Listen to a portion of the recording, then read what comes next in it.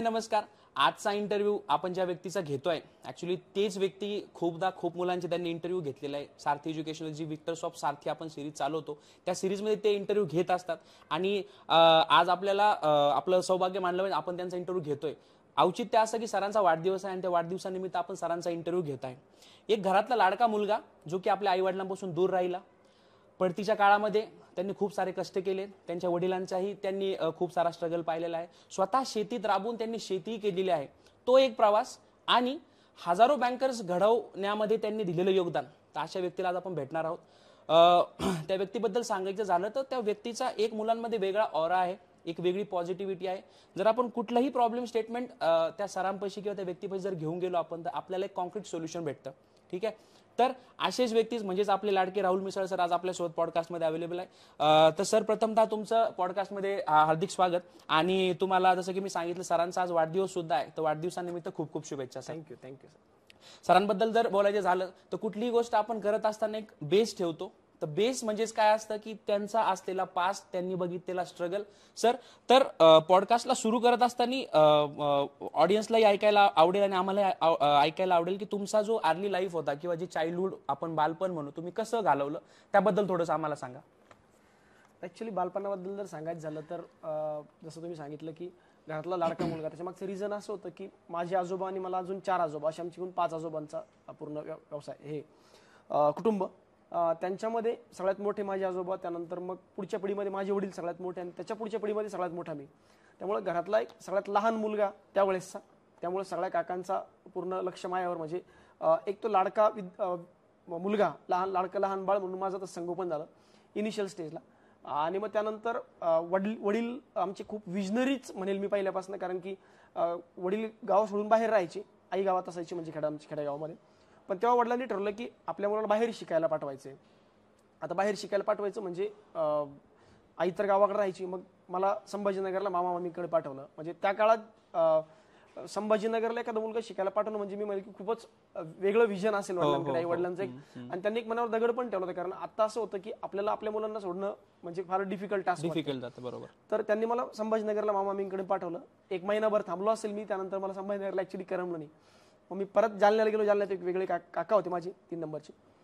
तर त्यांच्याकडे गेलो. मग त्यांच्याकडे 1 महिनाभर तिथे थांबलो. पण तिथेही मला करमलं नाही. मग मी शेवटी पण वडिलांचं ठरलं होतं की बाहेरच ठेवायचंय. मग वडिलांनी घरी नाही पाठवलं. घरी वडिलांनी पुन्हा भोकरदनला मला पाठवलं, आमच्या तालुक्याचं ठिकाण, जिथे वडील पण असायचे. आणि दुसरे एक अंकुश काका म्हणून होते त्यांच्यासोबत मी लहानपणी खेळलो राहिलो.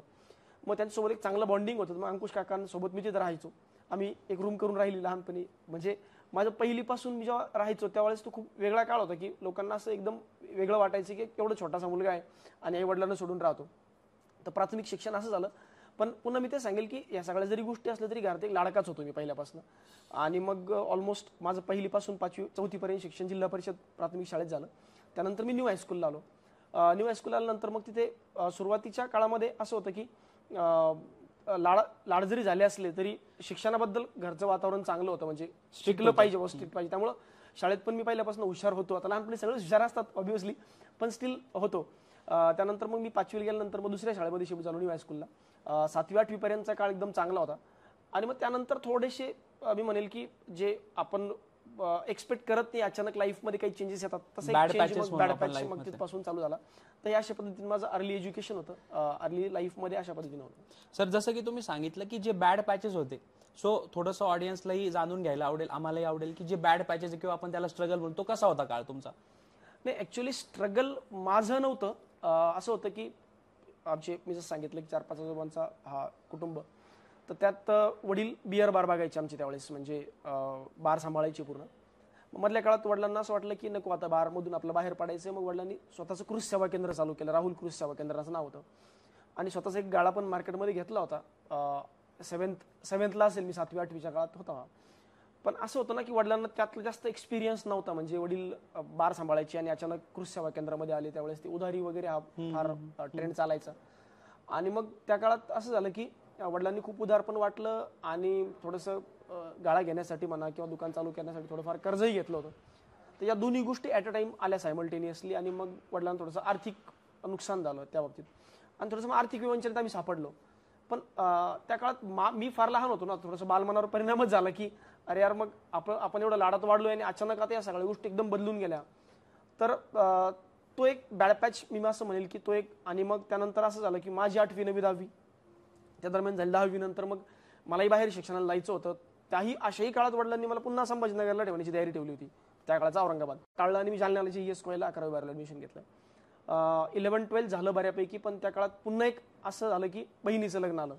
म्हणजे हे जे 5-7 वर्ष जे होते हे constantly source of income comparatively कमी. म्हणजे शेती हा एकमेव सोर्स ऑफ इन्कम राहिला आणि शेतीसोबत सोबत बाकी सोर्स ऑफ इन्कम बंद होतेच, पण खर्च पण चालू होते. जसं माझं शिक्षणाचा खर्च असेल, बहिणीचं लग्न असेल आणि मग घर खर्च, बाकी सगळ्या गोष्टी असतील.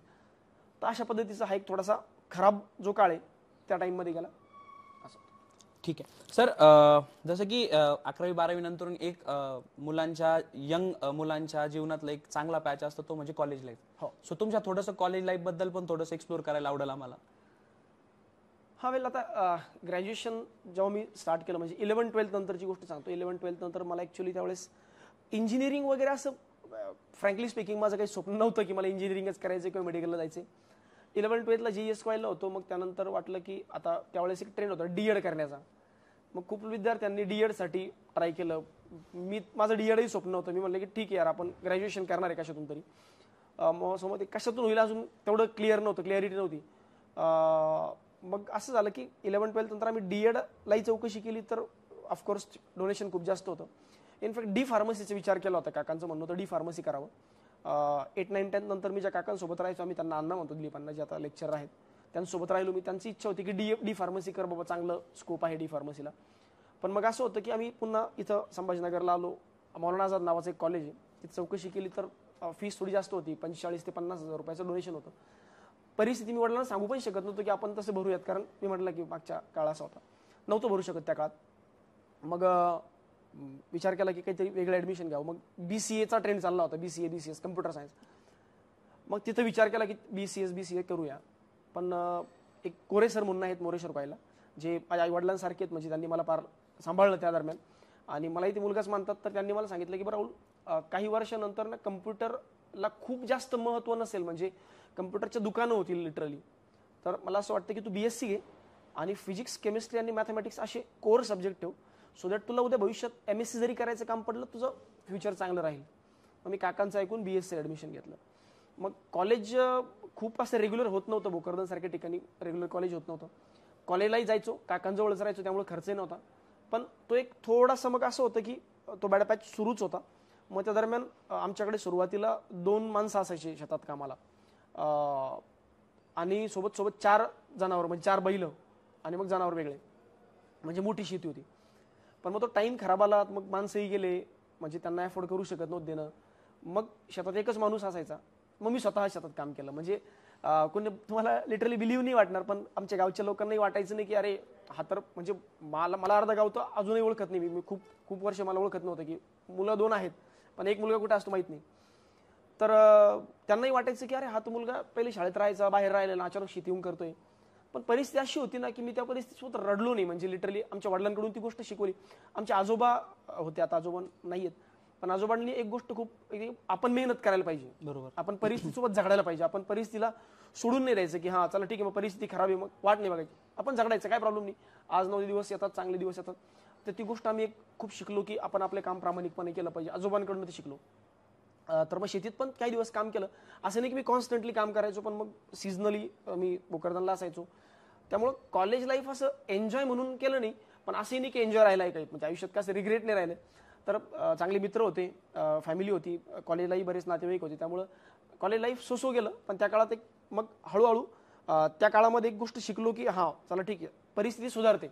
म्हणजे जे इनिशियली वाटलं होतं की आता ही परिस्थिती आपल्या हाताबाहेर गेली, पण मग हळूहळू परिस्थिती सुधारत होती.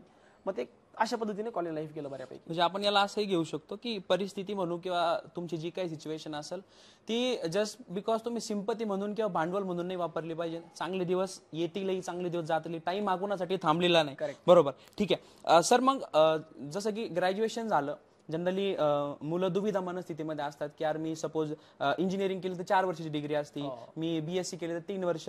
तर मग लास्ट इयरला तुमच्या डोक्यात काय विचार चालू होते की बाबा आता ग्रॅज्युएशन तर संपतंय माझं, तर मग मी काय केलं पाहिजे पुढे ग्रॅज्युएशन नंतर? हां, मी जसं सांगितलं की मी काकांकडे राहायचो, गोरे सरांकडे, काका म्हणतो मी त्यांना. तर त्यांच्यावर डिपेंड होतं. म्हणजे त्यावेळेस असं होतं ना की फार असे सजेशन द्यायला पण खूप लोक नव्हते. एक अण्णा होते, काका होते, हे शिकलेले लोक होते, म्हणजे वेल क्वालिफाईड होते, आणि फॅमिलीमध्ये शिक्षणाचं वातावरण होतं. पण एक्झॅक्टली नेमकं त्यावेळेस तो काय ट्रेंड चालला हे काकांना माहिती होतं. मग काकांनी मला सजेस्ट केलं की तू एक काम कर, बीएड कर. मग बीएडची सीईटी आली होती त्यावर्षी, for the first time CET झाली होती.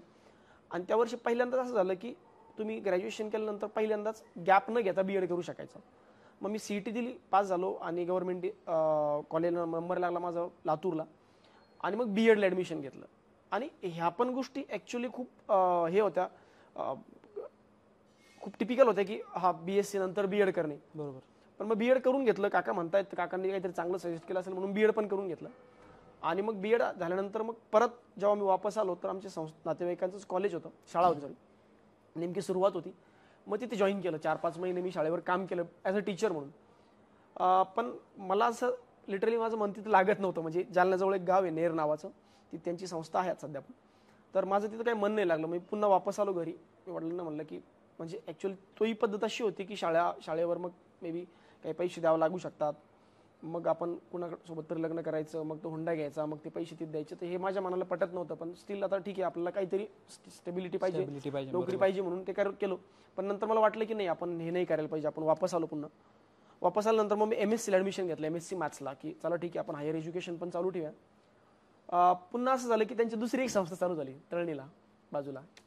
त्यांनी पुन्हा बोलवलं की तुझं एमएससी चाललंय ना, तर ये तू, म्हणजे उपशिक्षणाधिकारी होते त्यावेळेस, तर तू ये, मी तुला पगारही देतो, तुझं एमएससी चालू राहील आणि तू इथे शिकव. मग मॅथ्स शिकवायचो मी तिथं.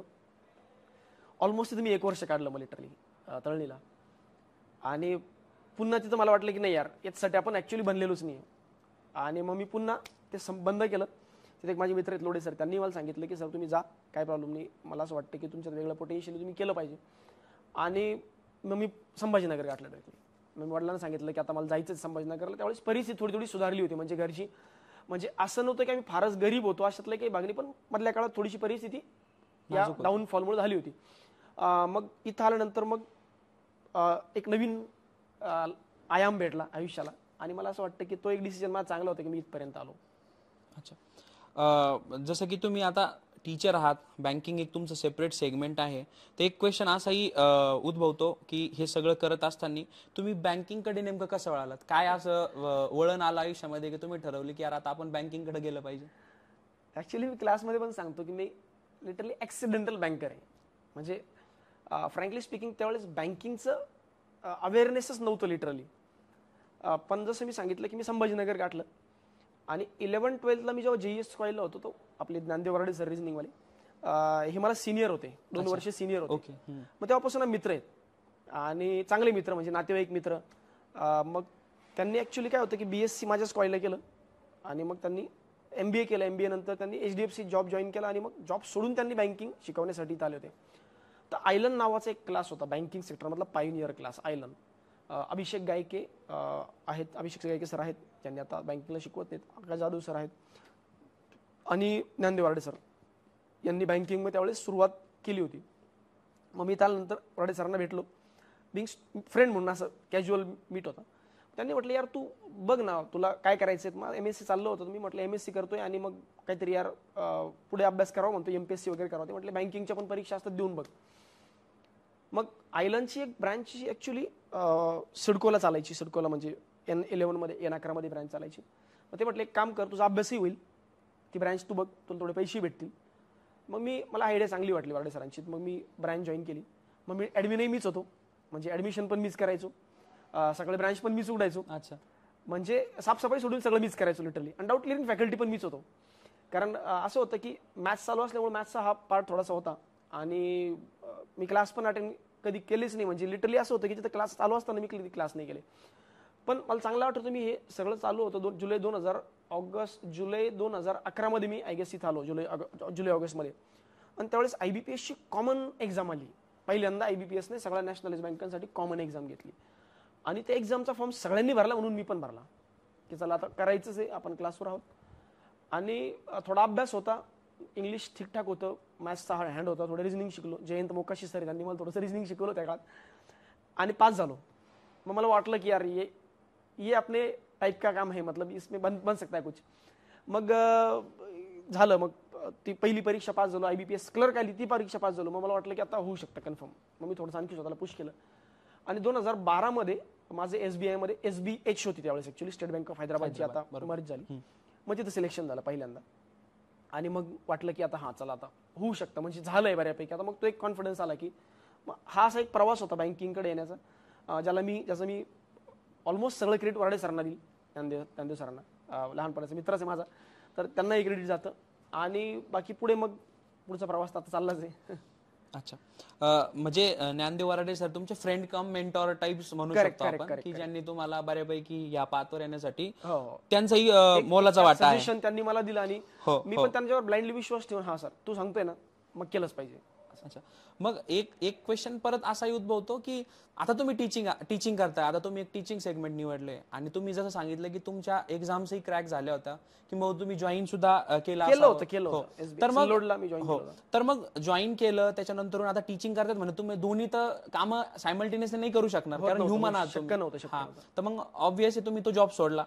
मग जॉब सोडल्यानंतर जसं ऑडियन्सनी ऐकलं असेल की जसं तुम्ही सांगितलं की खूप सारे लोक या गोष्टीमध्ये फाउंडेशन बेस ठेवलेलं, त्यामध्ये तुम्ही होता आणि तुमच्या टायमिंगच्या त्या पिरियडमध्ये बऱ्यापैकी अवेअरनेस नव्हतं मुलांमध्ये किंवा जॉब ऑपॉर्च्युनिटीज पण कमी होता. तर मग जॉब असताना आता तर खूप जास्त लोकांची कॉम्पिटिशन आहे जॉबसाठी, जागाही तेवढ्याच आहे पण त्या पटीने कॉम्पिटिशनही वाढलेली आहे. मग तुमच्याकडे सगळ्या ऑपॉर्च्युनिटीज होत्या, तुमच्याकडे गव्हर्नमेंट जॉबही होता, तर मग तुम्ही हे धाडस कसं करू शकले की हा जॉब आहे माझ्या हातातला, ह्याच्यावरती माझी अख्खी एक पिढी बसून आरामात जगू शकते, पण नाही मला टीचिंगच करायचंय. मग ते स्विच कसं झालं तुम्ही? आता याला पण मी म्हणतो एक मित्र आपले जे एक इंग्लिशमध्ये एक चांगला कोट आहे, you are the average of 5 people around you. तुम्ही तुमच्या 5 लोक जे आसपास तुमच्या आहेत त्याचा ॲव्हरेज बनता. सेम तसं आमचं एक त्या दरम्यान एक ग्रुप बनला, ज्याचं नंतर नाव मी फ्युचर ग्रुप म्हणून दिलं होतं.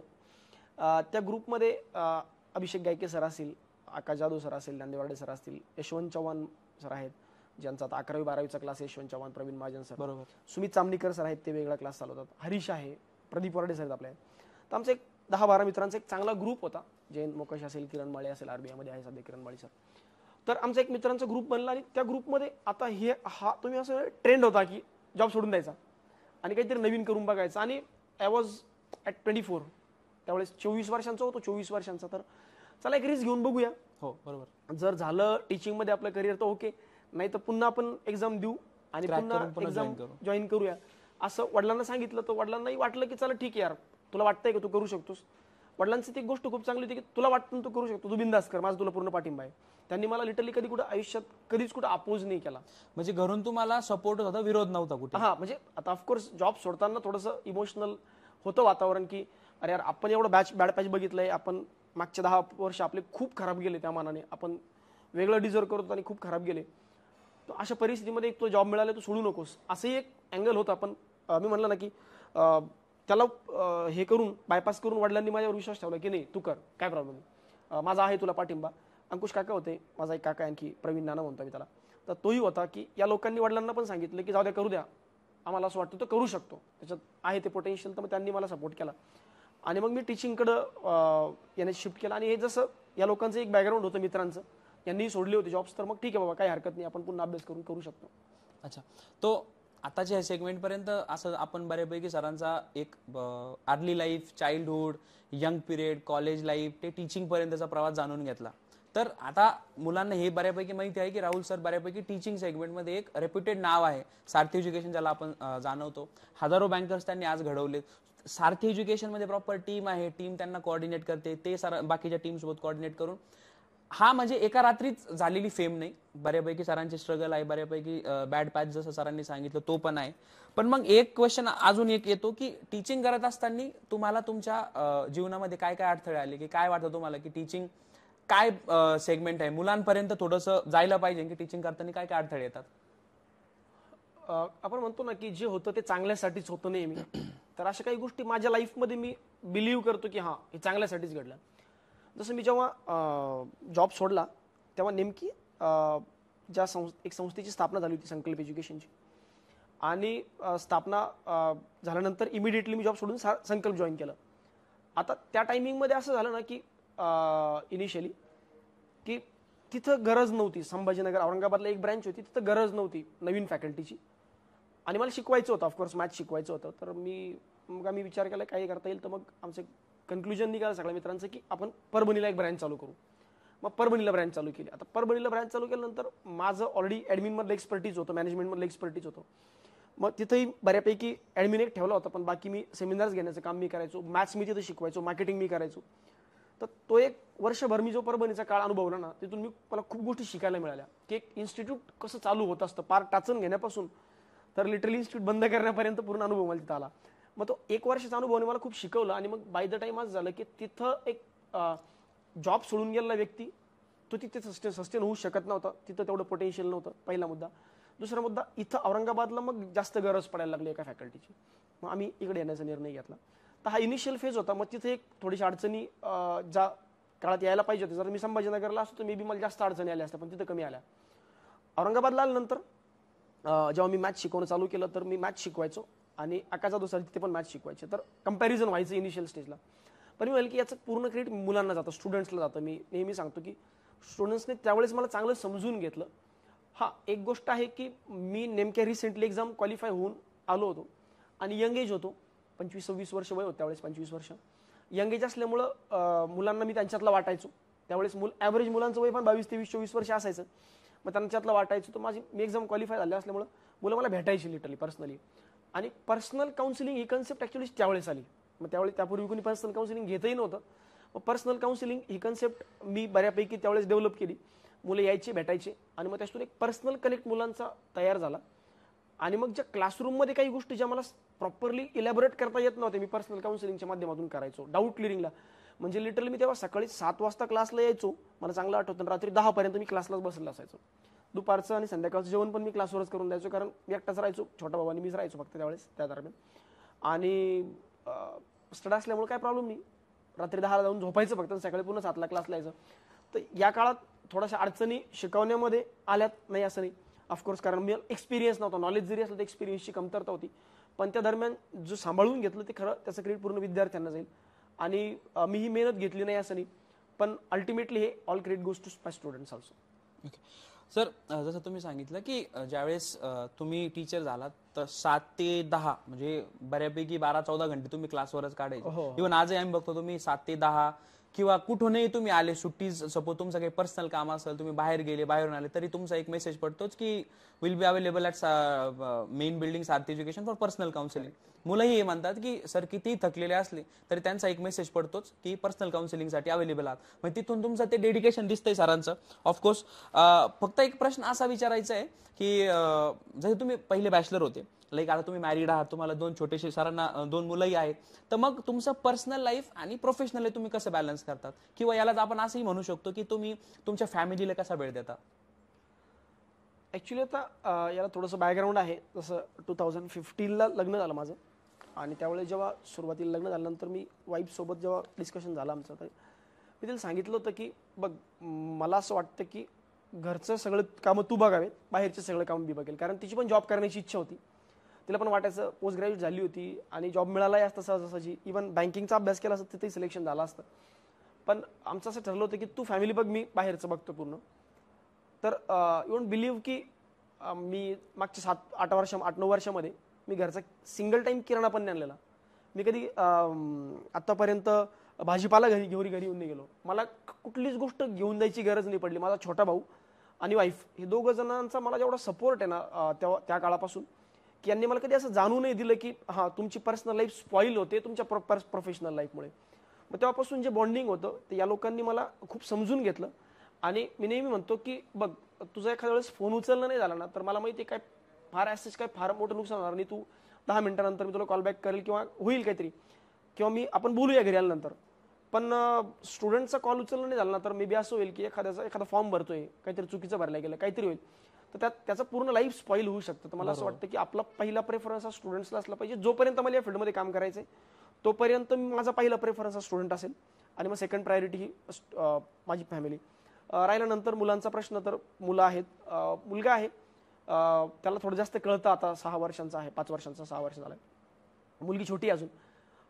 तर यांनाही समजून सांगण्याचं काम मला असं वाटतं खूप चांगल्या पद्धतीने वाईफने केलं की बाबा बिझी असतात, त्यांना खूप कामं असतात. तर मुलगाही म्हणतो की चला बाबा ठीक आहे, तुम्हाला काय प्रॉब्लेम नाही, तुम्ही लेट नाईट आलात किंवा मग तुम्ही नाही आलात तरी काय प्रॉब्लेम नाही, संध्याकाळी थोडं उशिराने आलात किंवा मग संडेला तुम्ही अवेलेबल नाही तर काय प्रॉब्लेम नाही. पण जेव्हा जेव्हा मी वेळ मिळतो तेव्हा तेव्हा मी आउटिंग असेल किंवा मग घरी थोडंसं डिस्कशन असेल हे होतं. पण ॲज सच मला तसं खरंच जाणवलं नाही की माझी पर्सनल लाईफ खूप स्पॉईल आहे किंवा खराब आहे. याच्यामागचं रिझन हे 2 पिलर, वाईफ असेल आणि छोटा भाऊ असेल. माझ्या छोट्या भावाचं आणि वाईफचं पण खूप चांगलं बॉन्डिंग आहे. लिटरली ते माझ्यासोबत माझ्यापर्यंत कुठलं काम येऊच देत नाही घरातलं.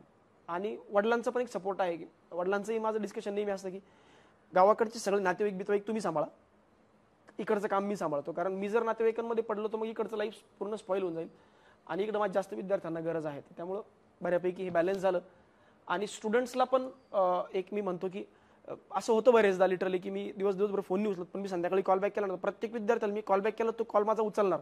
लिटरली मी असं विद्यार्थ्यांना बघितलं की माझा कॉल गेल्यानंतर विद्यार्थ्याचा कॉल वेटिंगला असेल ना, तो तिकडचा कॉल होल्डवर ठेवून माझा कॉल उचलतो, कारण त्याला माहिती की सरांनी आपल्या वेळेत वेळ काढून फोन केलाय. त्यामुळं स्टुडंटलाही हे क्रिएट जातं की ते समजून घेतात की चला ठीक आहे, सरांनी फोन नाही उचलला तर राग नाही कुठला, सर नाही भेटले ना आज ठीक आहे. मी असं बरेचदा आता आपल्या ऑफिसलाही मुलं येतात, मी म्हणतो यार आज नको आपण उद्या भेटूयात, तर मुलांना राग नाही येत लिटरली, ठीक आहे माहिती समजून घेतात. त्यांनाही माहिती आहे की या सगळ्या गोष्टी याच्यामध्ये सरांकडून होतं, पण इंटेन्शन त्यांचं प्युअर आहे, इंटेन्शन क्लिअर आहे. त्यामुळं खरंच मी या दोन्ही गोष्टींचं क्रेडिट स्टुडंट्सला आणि फॅमिलीला देईल. हे सगळं ज्यावेळेस बघतो आपण, तुम्ही ॲज अ टीचर एक क्वेश्चन मुलांकडूनही तुमच्यापर्यंत भरपूरदा आला असावा की आपण म्हणतो की बोर होतं एखाद्या व्यक्तीला.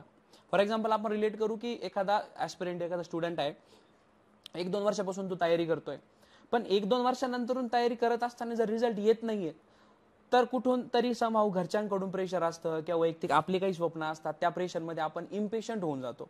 आणि लाईक सर तुम्ही 12-12+ years of experience you have, तुमच्या या फील्डमध्ये तुम्हाला 12+ वर्षांचा अनुभव आहे. सो रोज सकाळी उठून आपल्याला तेच काम करायचं, मग तुम्हाला कुठंतरी असं वाटलं नाही की यार बोर होते, वेगळं काहीतरी जीवनात केलं पाहिजे, किंवा हे काम करत असताना तुम्ही स्वतःला कसं मोटिवेटेड ठेवता डे टू डे लाईफमध्ये? आता ॲक्च्युली मला असं वाटतं ते सुबोध भावेंचं एक स्टेटमेंट आहे जे आता रिसेंटली खूप ट्रेंडमध्ये आहे की जे काम तुम्हाला आवडतं ना ते काम तुम्हाला करायला मिळणं जगात एक सारखं मोठं भाग्य नाही आहे. बरोबर. आणि ते काम खरं लिटरली मला करायला मिळालं, मी खरंच त्याला मी स्वतः लकी म्हणतो की जे मला आवडत होते मला करायला मिळालं. आणि जेव्हा जेव्हा मला असं वाटतं ना की मला इरिटेट होतंय किंवा मी हे करू शकत नाही, तेव्हा मी स्वतःला आठवतो की बिईंग स्टुडंट मी कसा होतो आणि माझ्या समोरच्या व्यक्तीकडून अपेक्षा कशा होत्या. हा एक मुद्दा.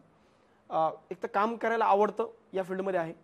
दुसरी महत्त्वाची गोष्ट, स्टुडंट्समध्ये जेव्हा मी येतो ना तेव्हा मला ऑटोमॅटिकली ते वेगळी एक एनर्जी मिळते. म्हणजे मला असं वाटतं की यार हे लोक एवढे अपेक्षेनं आपल्याकडे पाहत आहेत आणि आपण बोर होणं म्हणजे आपण ते अफोर्डच नाही करू शकत लिटरली. म्हणजे मी क्लासमध्ये बरेचदा म्हणतो की इमॅजिन करा यार की मी क्लासमध्ये आलोय आणि मीच बोर झालोय आणि माझ्या तोंडावर निगेटिव्ह एक्सप्रेशन्स आहेत, तर विद्यार्थी तर लिटरली गिव्हअप करून टाकतील. त्यामुळं हे आपण बोर होणं किंवा आपण निगेटिव्ह फील करणं किंवा आपण निगेटिव्ह बोलणं हे आपण अफोर्डच नाही करू शकत लिटरली. आणि चांगल्या टीचरने ते करूच नाही म्हणजे. आणि जोपर्यंत, त्यामुळे म्हणतो की मी जोपर्यंत हे मला करायचंय ना, तर मी याच भावनेनं याच डेडिकेशनने करेल. एक ॲडम गिलख्रिस्ट नावाचे एक जुने क्रिकेटर होते, त्यांना एक प्रश्न विचारला होता, ज्यांनी त्या दिवशी रिटायरमेंट घेतली. रिटायरमेंट त्यांनी एकदम सडनली घेतली की त्यांना वाटलं आज रिटायरमेंट घ्यायची, घेऊन टाकली. त्यांना एक विचारलं होतं प्रश्न की अरे तुम्ही आज रिटायरमेंट का घेतली? ते म्हटले माझ्याकडे कॅच सुटली स्टंपच्या मागे. आणि तो म्हणजे खूप महान विकेट किपर धोनीच्या अगोदरचा. म्हटलं ठीक आहे, मग यापूर्वी पण कॅच सुटल्या तुमच्याकडनं नाही असं नाही, ठीक आहे म्हणे, पण त्यापूर्वी मला कधी वाईट वाटलं, म्हणजे आज मला वाईट नाही वाटलं. त्यापूर्वी मला फार रिग्रेट व्हायचं की यार कॅच सुटली, मी इम्प्रोवाइज करायचो स्वतःला. आज मला वाईट वाटलंच नाही की माझ्याकडनं कॅच सुटली. मला असं वाटतं की ज्या दिवशी आपल्याला वाईट वाटणं बंद होतं ना, की आपल्याकडनं काहीतरी चुकीचं करते, त्या दिवशी आपण त्या फील्डमध्ये राहण्याचा अधिकार गमावतो. त्यामुळं वाईट अजून तरी वाटलं नाही, पण ज्या दिवशी वाटेल की हां ठीक आहे आता थकलोय, आता बस झालंय, त्या दिवशी स्वतःहून थांबण्याची मग इच्छा मी स्वतःहून व्यक्त करेल. पण तसं नाही वाटत, कारण की जी एनर्जी मुलांना बघून येते, कारण ते डेडिकेशन ऑटोमॅटिकली येतं. त्यामुळे बोर अजून तरी नाही होणार आणि होणार पण नाही, म्हणजे आतापर्यंत नाही झालं ना, होणार पण नाही. आणि याचं पूर्ण क्रेडिट स्टुडंट्सला जातं. इव्हन असं होतं ना की रविवारी 2-3 दिवस लागून जर सुट्ट्या आल्यानंतर मग आपण 1-2 दिवस क्लासवर येतो, एखाद्या दिवशी नाही येत, तर दिवसभर घरी बसणं म्हणजे हे पण मला फार अवघड वाटतं की दिवसभर एकदम बांधून ठेवलंय. ज्या दिवशी आपण क्लासवर मध्ये आहोत आणि क्लासमध्ये येऊन एखादा एक पण विद्यार्थी आपल्यालाच भेटला नाही, असं कधी होत नाही, आतापर्यंत झालं नाही, पण असं म्हणतो की मी आज दिवसभरात 50 फोन येतात नॉर्मली, आज 10 आले ना, 15 आले, अरे यार आज काहीतरी मिसिंग आहे, काहीतरी चुकत तर नाही ना आपलं, मुलं आपलं कमी भेटायला काहीतरी चुकत तर नाही, आपण कुठेतरी कमी तर नाही पडत ना. तर या गोष्टी आणखी मोटिवेट करतात, आणखी काम करायला मोटिवेट करतात. आणि हेच मला असं वाटतं की मला हेच अजून एनर्जी देतं पुढचं काम करायला. आणि हेच तुमच्या कामाची पोच पावती पण आहे असं मला वाटतं. पण मग जसं की जसं तुम्ही म्हटलात की हे सगळं क्रेडिट मी मुलांना देतो, प्लस आपण त्याला थोडंसं अजून थोड्या वेगळ्या वेनी जर घेण्याचा प्रयत्न केला की आजपर्यंत तुमचं हे जे यश, तर याचं श्रेय तुम्ही कुणाला देतात? आता याला थोडंसं मी आणखी पाठीमागे येतो. 2018 मध्ये थोडंसं वैचारिक मतभेद आमचे झाले टीममध्ये, आणि मग 2019 मध्ये सारथी चालू झालं. सारथी चालू होण्यामागचं फाउंडेशनमध्ये जर बघितलं तर प्रदीप पाटील सर होते आपल्याकडे, इंग्लिश शिकवायचे, आता आहेत प्रदीप पाटील सर, इंग्लिश शिकवतात. तर या लाईफमध्ये म्हणजे या जर्नीमध्ये त्यांचाही मोठा वाटा आहे. कारण की मी ॲक्च्युली पूर्ण मॅच शिकवत नव्हतो, पण त्यांनी मला मोटिवेट केलं की तुम्ही शिकू शकता, तुम्ही स्वतः इंडिपेंडेंटली उभे राहा आणि कधी ना कधी या गोष्टी घडणार आहेत. तर मला असं वाटतं की त्यांनी मला तिथून मोटिवेट केलं. आणि मग सारथीची जेव्हा स्थापना झाली, मी असेल, नंदेवर्डे सर असेल, प्रदीप पाटील सर होते, त्यानंतर सिद्धेश्वर कोंगे सर त्यावेळेस संकल्पचे जुने स्टुडंट आहेत, नंतर मग त्यावेळेस ते बँक ऑफ इंडियामध्ये होते, त्यांची इच्छा होती येण्याची, मग त्यावेळेस तेही जॉईन झाले सारथीमध्ये सुरुवातीलाच. तर तेव्हा आमचं एक ठरलं होतं की काही जरी झालं ना तरी आपलं इन्स्टिट्यूट जे आहे सारथी इन्स्टिट्यूट हे टिकलं पाहिजे. म्हणजे आपल्या वैयक्तिक मतभेदांमुळे सारथीचं किंवा स्टुडंट्सचं नुकसान होता कामा नये. बरोबर. त्यामुळं हे जे क्रेडिट आपण जे म्हणूया, तर हे कलेक्टिव्ह क्रेडिट आहे किंवा कलेक्टिव्ह डिसिजन आहे की यश ज्याला म्हणतो आपण, तर हे माझं एकट्याचं यश आहे मी असं मानत नाही, हे एक टीमचं यश आहे. आत्ता सध्या आपली पूर्ण टीम आहे, टीम सारथी एज्युकेशन. सारथीमध्ये म्हणजे असं नवीन याच्यामध्ये जर म्हणलं तर मी म्हणतो की अक्षय सर आहेत. अक्षय सर खूप एनर्जेटिक स्टुडंट आहे, आमचा जुना स्टुडंट आहे अक्षय, पण खूप एनर्जी आहे. म्हणजे त्याच्यामध्ये मी स्वतःला बघतो की यार अक्षयमध्ये ती धमक येतो, त्याच्यामध्ये ते आहे की त्याला करायचंय काम, कॉन्स्टंटली काहीतरी नवीन नवीन विचार करत राहतो आणि म्हणतो की सर तुम्ही सांगा काय करायला पाहिजे, आपण यासाठी काय करायला पाहिजे, नेहमी तो प्रश्न विचारत राहतो. त्याला माहिती आहे की माझ्याकडनं काही ना काही सोल्युशन असतात प्रत्येक गोष्टीला. तर हे जे मी म्हणते की यशाची जी यश जे आहे, तर यश अजून तर खूप यायचंय, अजून हे फार इनिशियल स्टेजला आम्ही आहोत सगळेच लोक. पण याचं क्रेडिट माझ्या टीमला जातं, पूर्ण माझ्या सोबतच्या सराउंडिंग मधल्या लोकांना जातं. माझे मित्र आहे, म्हणजे चांगले मित्र आहेत माझे, राम आहे, लहानपणीचे मित्र आहेत, आत्ता नवीन जोडले गेलेलं बरेच मित्र आहेत. तू चांगला मित्र आहेस की या सगळ्या गोष्टी आहेत. आणि असतं की म्हणजे कोंगे सर आहेत, टीमच मी म्हणेल, मी पूर्ण इंडिव्हिज्युअली कुणाचं नाव घेतल्यापेक्षा मी पूर्ण टीम म्हणेल की ही जी टीम आहे ना, ही मला नेहमी, आणि याच्यात मला एक गोष्ट खूप प्रकर्षाने सांगावीशी वाटेल की सारथीला जरी मी लीड करत असलो ना, तरी बिईंग लीडर मला या सगळ्या गोष्टींची काळजी घ्यावी लागते की प्रत्येकाचं म्हणजे डिसिजन जे याला मी महत्त्व देतो. आणि हे मीच लीडर व्हावं असल्यातला काही कंपल्सरी भाग नाही. मी तर म्हणतो की आज कुणीही लीडर होऊ शकतं, त्यात काही फार मोठी गोष्ट नाही. पण या लोकांचा सपोर्ट आहे म्हणून मी इथं दिसतोय. आपण ज्याला म्हणतो ना की मराठीमध्ये आहे की पडद्यामागचे कलाकार है ना, तर या लोकांचा खूप स्ट्रॉंग सपोर्ट आहे, म्हणून मला असं वाटतं की मी इथपर्यंत पोहोचलो. आणि इथपासून जर मी पुढे गेलो तर मग याच लोकांच्या सपोर्टमुळे होईल ह्या सगळ्या गोष्टी. बाकी फॅमिली तर असतेच ऑफकोर्स, पण स्टील हे लोक मला जास्त अपिलिंग वाटतात, कारण की या लोकांचा एक माझ्या प्रत्येक निर्णयामध्ये, तो निर्णय चुकीचा असेल करेक्ट असेल, यांचा सपोर्ट असतो की ठीक आहे सर तुम्ही निर्णय घ्या, आमचा तुम्हाला नेहमी पाठिंबा आहे. तर बऱ्यापैकी आपण सरांबद्दल, सरांच्या लाईफबद्दल जाणून घेतलं. तर पॉडकास्टच्या आपण आता शेवटच्या टप्प्यात आलो आहोत सर. कुठलाही ऑर्गनायझेशन चालवत असताना, कुठलीही संस्था चालवत असताना, जोपर्यंत आपण काही व्हिजन किंवा मिशन डोळ्यासमोर ठेवत नाही तोपर्यंत आपण सक्सेस होऊ शकत नाही. किंवा आपल्यासोबत जे पण लोक ऑर्गनायझेशनमध्ये काम करतात त्यांना आपण व्हिजनच दाखवलं नाही तर मग ते तरी कशा आयडियाज घेऊन येतील. सो एक तुमचं व्हिजन किंवा आपण त्याला मिशन म्हणू, ते जाणून घ्यायची थोडीशी उत्सुकता राहील. थोडे क्युरियस आहोत की इथपर्यंत आम्हाला माहिती, इथपर्यंत तुम्ही हा जो सारथीचा जो रथ तो ओढत आणला, इथून पुढे तुमचं व्हिजन आणि मिशन काय परत पुढे? ॲक्च्युली जसं मी सांगितलं की जेव्हा एक टेम्पररी सुरुवातीला जेव्हा मी सारथी स्टार्ट केलं सगळ्यांनी मिळून, तेव्हा आम्ही ठरलं होतं की सारथी संस्थेला काही नुकसान होता कामा नये. हे टेम्पररी विजन होतं की विद्यार्थी हा आपला सेंटर ऑफ पॉईंट असला पाहिजे, की प्रत्येक वेळेस विद्यार्थी हा केंद्रस्थानी पकडून आपण विचार करायचा, आपल्या स्वतःच्या स्वार्थासाठी कुठली गोष्ट करायची नाही. प्रदीप पाटील सर जेव्हा सारथी सोडून वेगळे झाले, त्यांनी वेगळा निर्णय घेतला, त्यांनी पण बघा की विद्यार्थ्यांच्या पॉईंट ऑफ व्ह्यूने कुठलाही हार्म न होता, विद्यार्थ्यांना हार्म न होता, थोडे वेगळ्या पद्धतीने वेगळे झाले. तर मी म्हणेल की हे आमचं सगळ्यांचं एक टेम्पररी विजन आहे की कुठल्याही विद्यार्थ्याचं नुकसान होता कामा नये. एक आहे की प्रत्येक विद्यार्थी आपल्यापर्यंत जेव्हा येतोय ना, तो अपेक्षा घेऊन येतोय ना, तर त्याला आपण पूर्ण देता आलो पाहिजे. दुसरी महत्त्वाची गोष्ट मी नेहमी क्लासमध्येही सांगतो आणि सेमिनार्समध्येही सांगतो की तुम्ही बँकिंग करण्यासाठी क्लास लावायचा असं काही कंपल्सरी नाही आहे, पण तुम्ही योग्य मार्गदर्शन नक्की घेतलं पाहिजे.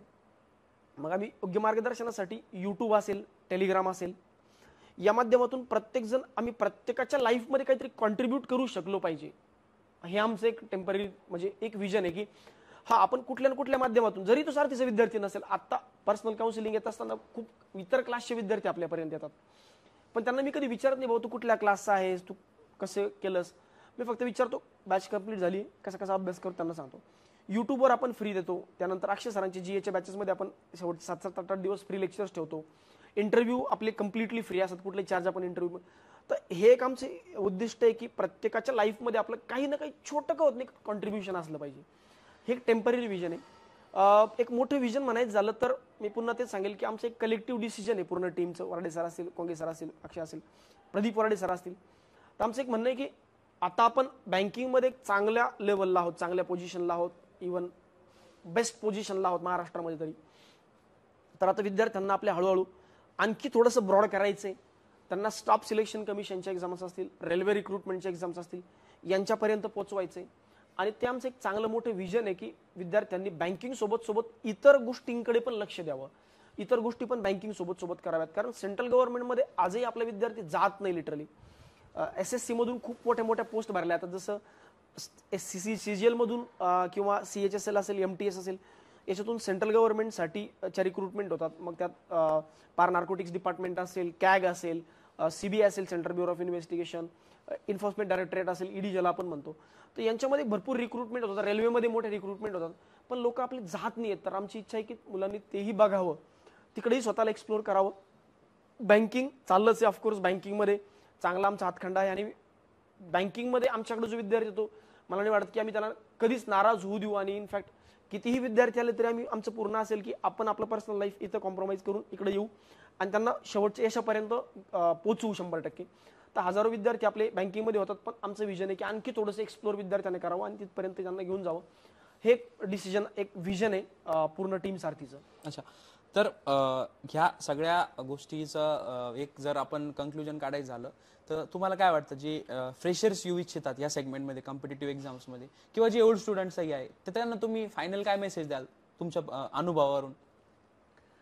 आता 2-3 गोष्टी आहेत. जसं मी सांगितलं की एक चांगला काळ, मी स्वतः माझ्या लाईफमध्ये पाहिलेला पडतीचा काळ, पुन्हा आलेला चांगला काळ. इनफॅक्ट असं कधी एक्सपेक्ट केलं नव्हतं मी की लिटरली की आपल्याकडे गाडी असेल, घर असेल, एवढं चांगलं लाईफ असेल. पण मी म्हणतो की अप अँड डाऊन्स येत असतात. एक असतं ना आयुष्यात, एक आपल्या जत्रेमध्ये एक रोलर कोस्टर राईड असते, तर ही प्रत्येकाच्या लाईफमध्ये रोलर कोस्टर राईड येत असते. परिस्थिती खराब चांगली ही प्रत्येकाच्या लाईफमध्ये येत असते. अप अँड डाऊन्स असतात, सक्सेस फेल्युअर येत असतं. पण अल्टिमेटली काय की या सगळ्या गोष्टीमधून एक कन्क्लुजन आहे की तुम्ही जे ठरवलं त्याच्यावर तुम्ही ठाम राहा. एकदा तुम्ही ठरवा तुम्हाला बँकिंग करायचं, मी म्हणत नाही कंपल्सरी बँकिंग, तुम्हाला बँकिंग करायचे, तुम्हाला कॉम्पिटिटिव्ह एक्झाम करायचे, पार तुम्हाला अकॅडमिक्समध्ये बिंग टीचर्स व्हायचे, स्टेट गव्हर्नमेंटचे एक्झाम द्यायचे, पार UPSC करायचे, तुम्ही ठरवा. आणि मग मला असं वाटतं की तुम्ही प्रामाणिकपणे त्यासाठी काम करा. प्रामाणिकपणे मी याला इंटेन्शनली बोल्ड करून म्हणेन. प्रामाणिकपणे का? कारण की बरेचदा आत्ता मी मुलं बघतो की मुलं येतात, थोडं टेम्पररी क्लास करतील, मग सोडून जातील. तो प्रामाणिकपणा काही प्रमाणात मुलांमध्ये कमी होत चालला आहे. आणि याच्या मागचं रिझन हे पण आहे की चुकीचं गायडन्स म्हणा किंवा मग चुकीचे वळण म्हणा, इंस्टाग्राम, यूट्यूब या गोष्टी खूप मुलांना डिस्ट्रॅक्ट करतात. तर एक प्रामाणिकपणा आपल्यासोबत असलं पाहिजे. आणि सगळ्यात महत्त्वाचं, आपण आपल्यासोबत प्रामाणिक असू, सोबत आई वडिलांसोबत प्रामाणिक असलं पाहिजे. कारण मला असं वाटतं की त्या लोकांचे आपल्यासाठी फार कष्ट आहेत. माझी आई पहिल्यापासून शेतात काम करते, आत्ता मधल्या 2-3 वर्षामध्ये शेतात काम करणं सोडलं, पण हे लोक आपल्यासाठी एवढे कष्ट सोसतात ना, तर फार वाईट वाटतं आपल्याला या गोष्टींचं की आपण चुकीच्या गोष्टी विद्यार्थी करतात इथे येऊन, आई वडील एवढे कष्ट घेतात आणि आपण चुकीचं काम करतोय. तर थोडं प्रामाणिक आपण नेहमीच असलं पाहिजे, ती एक गोष्ट. बाकी लाईफमध्ये एन्जॉय डेफिनेटली केला पाहिजे, माझा त्याला अजिबात विरोध नाही. पण एंड ऑफ द डे तुमच्या डोक्यामध्ये ती गोष्ट फिक्स असली पाहिजे की यार नाही, झोपण्याच्या अगोदर की नाही, मी आज माझं दिवसभरातलं काम पूर्ण केलं का, टास्क पूर्ण केला का, आठवडाभरातले मी 6 दिवस मी प्रामाणिकपणे काम करेल, 7व्या दिवशी मी डेफिनेटली माझ्या पर्सनल लाईफसाठी वेळ देईल, काय प्रॉब्लेम नाही. पण तो एक प्रामाणिक काम जे हे विद्यार्थ्याने केलं पाहिजे आणि फर्म राहिलं पाहिजे आपल्या डिसिजनवर. आणि सगळ्यात महत्त्वाचं, आपल्या आईवडिलांना सगळ्या गोष्टींमध्ये विश्वासात ठेवलं पाहिजे की मी जे करतोय ना ते मी आपल्या चांगल्यासाठी करतोय हे सांगितलं पाहिजे. बरेचदा असं होतं की कम्युनिकेशन गॅप आहे खूप मुलांमध्ये आणि पॅरेंट्समध्ये. तर हा कम्युनिकेशन गॅप हा मुलांना संपवावा लागेल, कारण की आपल्या आईवडिलांना ॲक्च्युली कॉम्पिटेटिव्ह एक्झाम माहीतच नाही काय आहे काय नाही. तर त्यांना ते सांगावं लागेल की या स्पर्धा परीक्षा 2-3 वर्ष लागतात, 3-4 वर्षही मे बी लागू शकतात. कुठलेच आईवडील असे नसतात की मुलांना बळजबरीने नाही बस झाला, आता 6 महिन्यात मी तुला वेळ देईल. फक्त त्यांना आपल्यातून ते ॲश्युरन्स पाहिजे असतं, आपल्या बोलण्यातून की हां 4 वर्ष लागतील का, घे बाळा काय प्रॉब्लेम नाही, पण माझं कन्फर्म सिलेक्शन होणार आहे ना, हां मग ठीक आहे, मग तू घे 3 वर्ष 2 वर्ष. कारण त्यांना अल्टिमेटली हेच एम आहे त्यांच्या आयुष्याचं एमच ते यार की आपल्या मुलांना शिकवायचं आणि आपल्या मुलांना त्याच्या पायावर उभं करायचं. कारण त्यांना माहिती एकदा तो उभा झाला म्हणजे आपलं लाईफ आपल्या आयुष्याचं सार्थक झालं. तर हाच मला मेसेज सध्याच्या पिढीला द्यावं वाटेल. योग्य मार्गदर्शक निवडा, त्यांच्या संपर्कात राहा आणि स्वतःशी प्रामाणिक राहा आणि कष्ट करत राहा. कष्टाशिवाय पर्याय नाही. आमचे आजोबा खूप प्रामाणिक होते, म्हणजे आमच्या आजोबांनी आम्हाला खूप सांगितलं, खूप शिकवलंय लहानपणापासून की आपण आपलं काम करत राहायचं. लोक आपल्याबद्दल चांगलं करतील, वाईट विचार करतील, त्याच्याबद्दल जास्त विचार करायचा नाही. ठीक आहे ना, लोक आपल्याला वाईट विचार करतील, आपलं पाय ओढण्याचा प्रयत्न करतील, पण आपण आपल्या कामासोबत प्रामाणिक असू ना तर काही फरक नाही पडत त्याने. ते टेम्पररी फेज असते. आपण सक्सेस झालो ना काही नाही, आपण लोकांकडे लक्ष दिलं की मग आपल्या कामावरचं दुर्लक्ष होणार, म्हणजे कामावरचं प्रामाणिकपणा हटणार. तर आपल्या कामाशी प्रामाणिकपणा राहा, प्रामाणिक राहा, विश्वास ठेवा, आईवडिलांना विश्वासात घ्या. एवढंच आईवडिलांना साठी करा आणि एवढाच मेसेज मी विद्यार्थ्यांना देण्याचा प्रयत्न करेल. थँक्यू. एक जे सरांनी जे स्टेटमेंट केलं की लाईफमध्ये अप्स अँड डाऊन्स येतच राहतात. जसं जर एखादा मनुष्य त्याला जर जिवंत राहायचं असेल तर त्याच्या हार्टबीटची जी लाईन असते, हार्टबीट ती अप अँड डाऊन असते, ती जर स्ट्रेट झाली तर यू आर डेड. सो यातून घेण्यासारख्या खूप काही गोष्टी आहेत आजच्या या पॉडकास्टमधून, आजच्या एपिसोडमधून. तर आजच्या या टप्प्यावरती आपण इथंच थांबूया. आपल्याला राहुल सरांनी आज त्यांचा बिझी शेड्यूलमधून वेळ दिला. सर तुमचे खूप खूप आभार. मुलांना तुम्ही मोटिवेट केलं आणि आय होप की ह्या पॉडकास्टमधून बऱ्यापैकी मुलांच्या ज्या उमेदी असतात रिझल्ट लागल्यानंतर ज्या डाऊन होतात त्याला तुम्ही थोडीसा काहीतरी एक फुलाची पाकळी तुमचं योगदान दिलं. आणि पुन्हा एकदा सर तुम्हाला तुमच्या वाढदिवसानिमित्त खूप खूप शुभेच्छा. आणि आज थांबूया आपण इथेच. धन्यवाद सर. थँक्यू.